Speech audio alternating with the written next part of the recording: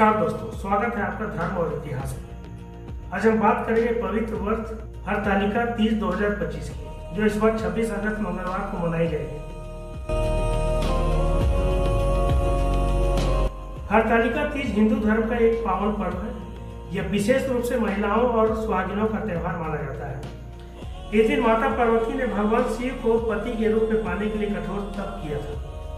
महिलाएं इस दिन निर्जला व्रत रखती हैं और रात्रि जागरण करती हैं।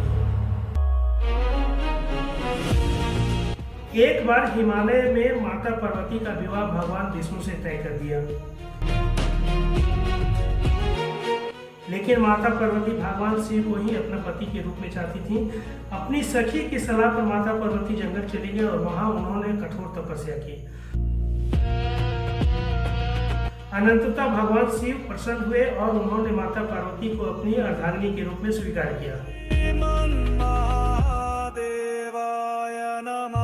इस दिन महिलाएं प्रातः स्नान कर नए वस्त्र धारण करती हैं, मिट्टी के प्रतिमा बनाकर भगवान शिव पार्वती की पूजा करती हैं, सुहाग की सामग्री जैसे सिंदूर, चूड़ी, मेहंदी आदि अर्पित करती हैं। दिन भर निर्जला उपवास रखकर रात्रि को जागरण करती हैं और भजन कीर्तन करती हैं। अगले दिन ब्राह्मण या कन्या को भोजन कराने के बाद व्रत पूर्ण होता है।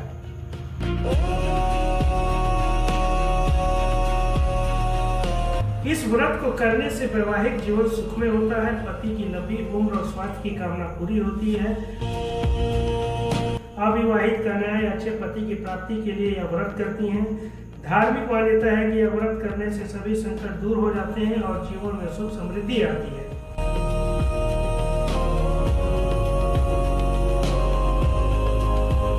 दोस्तों, हरतालिका तीज जैसे व्रत हमें यह सिखाते हैं कि दाम्पत्य जीवन आपसी विश्वास, प्रेम और समर्पण से ही सफल होते हैं। लेकिन दुख की बात है कि आज के समय में हम समाज में कुछ ऐसे मामले भी देख रहे हैं जहाँ रिश्तों में धोखा, स्वार्थ और हिंसा हावी हो रहे हैं। हाल ही में आई कुछ खबरें जैसे सोनम रघुवंशी और मुस्कान जैसी स्वार्थी महिलाओं के केस ने दिखाया कि अब रिश्तों का अंजाम कितना भयानक होता जा रहा है। सोनम रघुवंशी ने बताया नहीं राजा रघुवंशी का क्या कसूर था जो उसे पहाड़ से फेंकवा कर मार दिया। मेरठ के सौरभ का कसूर था, वह अपनी पत्नी और बच्चों को बहुत प्यार करता था और मुस्कान साहिल से प्यार करती थी, इसलिए उसकी हत्या कर ड्रम में सील कर दिया। सूचना सेठ अपने 4 वर्ष के बेटे की हत्या इसलिए कर देती है क्योंकि उसका बच्चा मम्मी और पापा दोनों चाह रहा था। इतनी नफरत अपने पति से कि अपने ही बच्चे की हत्या कर देता है क्योंकि उसका बच्चा अपने पिता से मिलना चाहता है और पिता अपने बच्चे से मिलना चाहता है। आज के समय में हम यह भी देखते हैं कि जब महिलाएं शिक्षा और मेहनत से बड़ी सफलता प्राप्त करती हैं, तब जिस घर में पति अपनी पत्नी के ओहदे से छोटा हो या फिर अपनी पत्नी से कम कमाता हो, वो महिला अपने पति को तुच्छ समझने लगती है। जबकि सच्चाई है कि सफलता केवल व्यक्तिगत नहीं होती बल्कि उसमें परिवार और पति का भी सहयोग होता है। विवाह से पहले बहुत कम महिलाएं इतनी सफल होती हैं, लेकिन विवाह के बाद पति के साथ और उसके सहयोग से उन्हें अपने सपनों को जीने का अवसर मिलता है। दूसरी ओर समाज में अब भी कई माता पिता अपनी जिम्मेदारी सिर्फ यहाँ तक रखते हैं कि बेटी 18 साल की हो गई, अब उसका विवाह कर दो, बिना यह सोचे कि बेटी को आत्मनिर्भर बनाना और उससे मजबूत आधार देना भी उतना ही जरूरी है। ज़्यादातर महिलाओं को उसके माता पिता को मजबूत आधार और आत्मनिर्भर नहीं बनाते, मगर उसके पति उसके साथ मजबूती से खड़े रहते हैं और कदम से कदम मिलाकर चलते हैं। मगर जैसे ही बेटी की नौकरी लगी या सफलता हासिल हुई, फिर तो माता पिता अपनी जिम्मेदारी सिर्फ विवाह तक सीमित रखते थे, वह अपनी बेटी का दावा करने पहुँच जाते हैं, यह मेरी बेटी है, और अब उन्हें अपनी बेटी की योग्यता दिखने लगती है और पति को धीरे धीरे किनारे कर दिया जाता है। इसका सबसे बड़ा उदाहरण आलोक मौर्य और ज्योति मौर्य।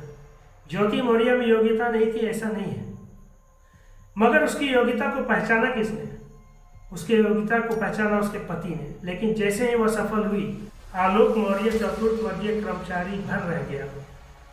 यह बात सिर्फ आलोक मौर्य और ज्योति मौर्य तक सीमित नहीं है। आप अपने घर में देखिए, कहीं आप भी आलोक मौर्य तो नहीं बन गए हैं? आप नहीं है तो आपके घर में या पड़ोस में कोई ना कोई आलोक मौर्य बना बैठा होगा।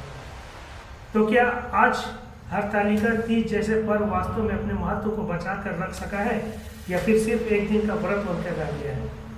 क्या हरतालिका तीज जैसे पर्व हमें यह याद दिलाते हैं कि विवाह एक साझेदारी है, प्रतिस्पर्धा नहीं? पति पत्नी दोनों का समान सहयोग और विश्वास ही रिश्ते की असली ताकत है, मगर यह ताकत समाज में कमजोर होती हुई दिखाई दे रही है। आज के इस बदलते सामाजिक परिदृश्य में हरतालिका तीज जैसे व्रत के बारे में आप अपनी क्या राय रखते हैं? और आज जो समाज का जो परिदृश्य है, जहां पत्नियां पतियों की हत्या करवा रही हैं, पतियों से दूरी बना रही हैं, इस परिप्रेक्ष्य में आपके क्या विचार है? कमेंट बॉक्स में जरूर लिखिएगा। वीडियो अच्छा लगा तो वीडियो को लाइक कीजिएगा, दोस्तों को शेयर कीजिएगा, प्लीज चैनल को सब्सक्राइब करना मत भूलिएगा। मिलते हैं फिर से कुछ नए के साथ, लेते हैं आपसे विदा। धन्यवाद।